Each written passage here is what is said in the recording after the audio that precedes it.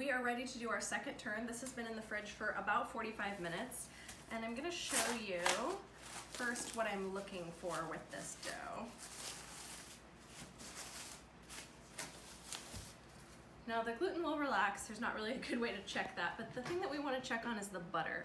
So the butter, we want it to feel still flexible, but cool, and like it's not gonna just sort of squish out, if that makes any sense. So I'm feeling some resistance from the butter, but when I press on it, I don't get the sense that it's gonna crack, it's still moving. So finding that sweet spot is a little bit of probably most of the magic of making croissants. So feel free to really kind of investigate and see what's going on. If you start rolling and it starts to crack, feel free to stop. Just cover this with plastic and let it warm up a little bit. If the butter is going everywhere, just rewrap your dough and pop it back in the fridge. So you're gonna be doing a little bit of trial and error.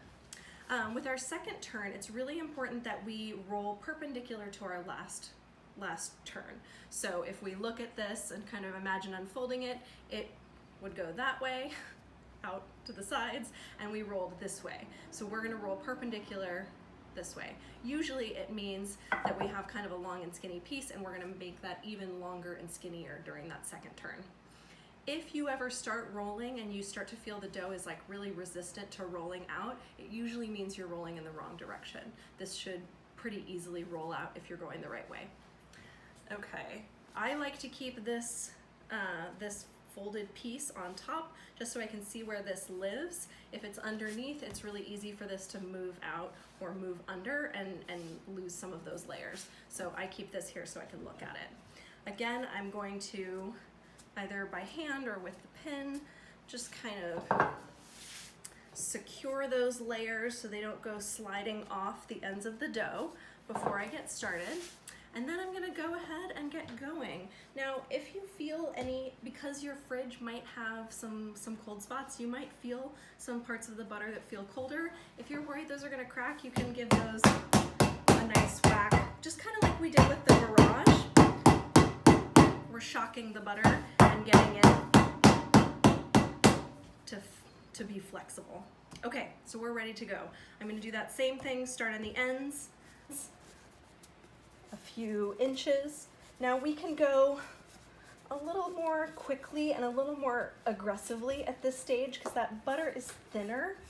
It's much less likely to kind of pool anywhere because it's already in pretty thin layers at this stage. But I am going to take this to the middle and then I'm going to rotate and do that same thing.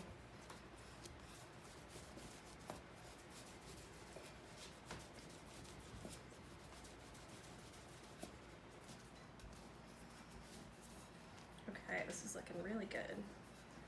So I roll towards myself, I'm gonna pull this into those 90-degree corners and start to just get a little more length. Pull these towards myself.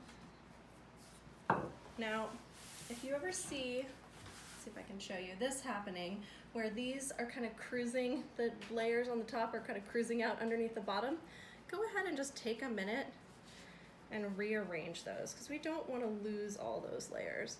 So just make sure that they're nicely stacked. And it's pretty common, happens really frequently, and it's a pretty easy fix, but you do want to get in there and fix it. Okay, this is rolling out really nicely, so I don't even know if I need to flip it over to get more length, but I am going to flip it over to see what the other side looks like. Okay, that looks good. So I'm going to just give that a nice gentle roll just to make sure it's really even.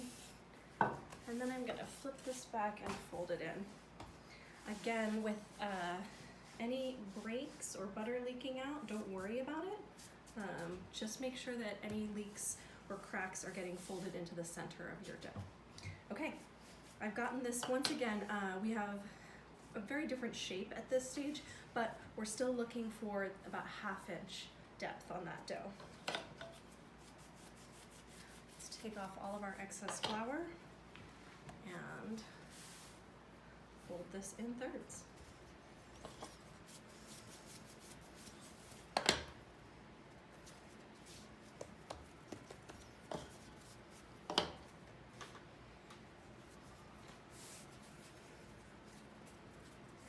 again, we're gonna just ease all those corners into their spots so that we have a nicely stacked up dough. We're gonna do our little hand trick, make sure everything is lined up. And that is our second turn. This is ready to go in the fridge. We're gonna chill it for at least another 45 minutes. So we have been resting this dough for about 45 minutes. It's firmed up and it is ready for turn 3.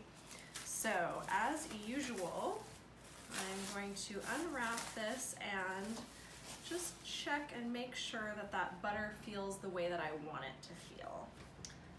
Again, always a little flour underneath so this can move freely, a little flour on top. And then I'm just gonna kind of poke around and see how that feels. And it's feeling really good, firm, but still flexible. Okay, I'm gonna do my normal, tamping those down and adhering those layers. I'm also gonna give this a nice few whacks with my large rolling pin. This again will shock the butter if it's getting firm. Okay, we're going to try to get this rolled out to about 3 times its length. So give this a little more flour, and here we go. Now the third turn can be a little bit tricky to get to the length that you want, because in performing each of these turns, we've been developing the gluten. And so the dough gets a little bit harder to work with as we sequence through these turns. And so I'm gonna go over some tips for getting this to stretch out without damaging the dough. Once again, I've taken this to the middle and then rotated it around. I'm gonna start on this edge here and work my way towards the middle.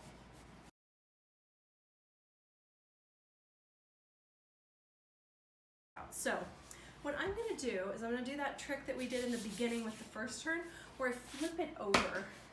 And flipping it over just helps us get a little more length. When you flip it over, just make sure though that you've got enough flour underneath so you don't tear the layers by having it stick to the veg. And we're gonna just work our way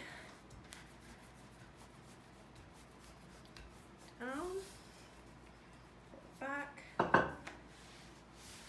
rotate this around. The other thing that we can do if we're finding that this is a little bit thicker than we want it to be is on this last turn, we can roll the other direction. So I've got that a little wider. I'm gonna flip it back, that original first side. And again, it doesn't really matter what side you end up on. Don't meticulously take notes on exactly how and when I'm flipping and rotating. I'm kind of just doing it intuitively based on when the dough starts to kind of have a little more resistance than I'd like. Then I start working on a different portion.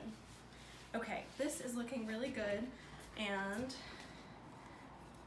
it's looking nice and thin. Just to give you a reference, this is about just about 12 inches wide, and then I'm gonna guess it's about 24 inches. Yeah. That is, it doesn't have to be exactly those dimensions, but that's sort of a general idea of what we're looking for. Okay, I'm taking off all that flour. I'm going to fold this up, square off those corners for the last time. Oh, that's a little bit undershot, okay. And bring that top over. I'm gonna check the sides, make sure this is lined up and stacked, and that is our third turn done. Now, after the third turn is completed, you have a few options about what you can do next. What I did with the dough that we're gonna work with tomorrow is I'm going to put this in the freezer for about 4 hours, and then before I go to bed, I'm gonna transfer it to the fridge. So that'll help really calm the yeast down and get it to sort of stop fermenting so that this doesn't start to proof and get puffy and kind of cracked overnight. So you can do that. That's probably my preferred method. You can also leave this in the fridge for about 4 hours and then sheet it out later on the same day. Or you can wrap this whole thing up. I would double wrap it, and you can hold it in the freezer. So if you've gotten through your 3 turns, but you're not gonna be able to shape your dough today or tomorrow, then I would go ahead and freeze this whole piece of dough.